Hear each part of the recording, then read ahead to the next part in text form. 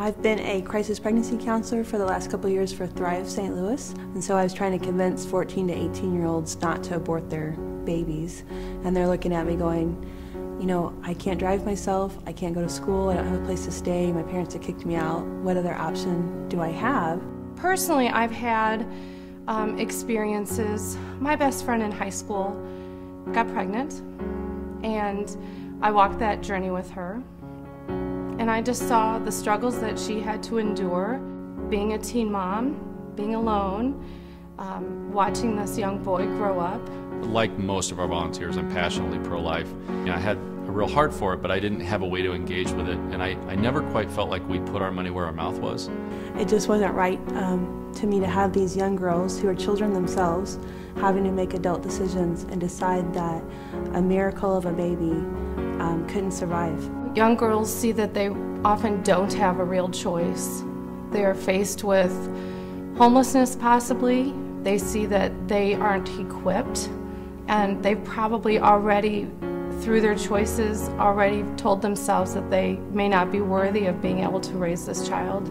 I found out that the housing issue was the biggest problem. So I started looking around St. Charles County and saw we had very limited services, and started praying to God about what I was supposed to do about that, and He made it clear that I was supposed to start the Sparrow's Nest to provide housing for them. It was a Life Sunday at our church, and we had a guest pastor, and he asked the question, what will you say to your grandchildren when they ask you, what part did you have in ending abortion? I didn't know what I was going to answer, and then when Carissa presented the Sparrow's Nest, I knew that this was my answer, that this was how I was going to help end abortion in our time and give girls a real choice. It's easy to tell somebody to keep their child. It's really hard to walk with them once you encourage them to do that. And that's what this ministry does. It says, we want you to keep your child, but we're willing to walk with you and live with you and cry with you and laugh with you while you do that. I wanted them to have a house with a family. I just feel very strongly about that mom and dad model for them, and if they couldn't have it in their own home, that we would provide that for them. I think if we can walk with her, we can show her love and commitment. She may have not seen a lot of love in her life. That's probably one of the reasons she's homeless and one of the reasons she's in an unwed situation, and if we can show her a father that loves her unconditionally, and she may have never known that, then I think we've done what we set out to do. The Sparrow's Nest would be a real choice for them, a choice that would allow them to see that we can enable you to help you learn how to raise this baby in a way that is godly, and show you how you can still support your baby even though you're young, and share the love of Christ with them.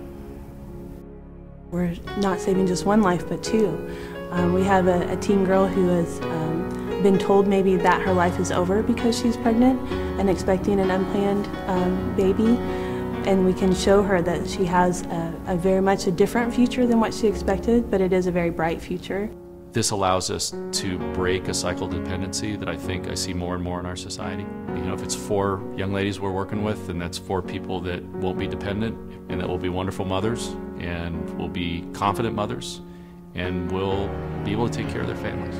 A lot of teen parents don't finish their education, so that leads to them having poor jobs, and then they're on welfare, and then once they're on welfare they never get off. And so that's another chance that we have to step in early on in a girl's life and show her what she's good at and help her get the skills that she needs to be successful and to be a successful parent with her baby. Part of our program will be to teach life skills, job skills. We will insist that our residents, if they haven't already, will at least complete high school. We'll encourage them to go farther than that. Eventually, they're learning to live independently, free of us. They're not dependent on us or welfare, and they can learn to live on their own with their baby. We can provide for them all their basic necessities, but the biggest thing that we want to provide for them is a relationship with Christ. We want teen moms to know hope. That this is not the end of their life. It's a different path than maybe what they expected, but with the right tools and the right people and with a relationship with Christ, really beautiful things can come out of their life and the life of their baby. I think I would tell her that there are lots of people that love her and care for her baby already, and that there are probably a lot of questions. Through the Sparrow's Nest, we can give them answers. We can support them. There are so many people in St. Charles County that want to help.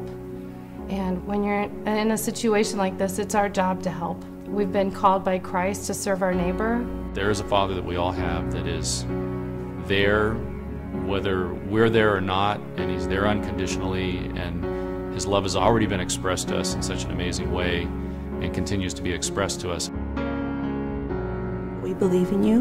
We know that you are created from something good and that you're creating something good, and that we all make mistakes and we all need grace, love, and mercy, and we'll be here with her from here on out.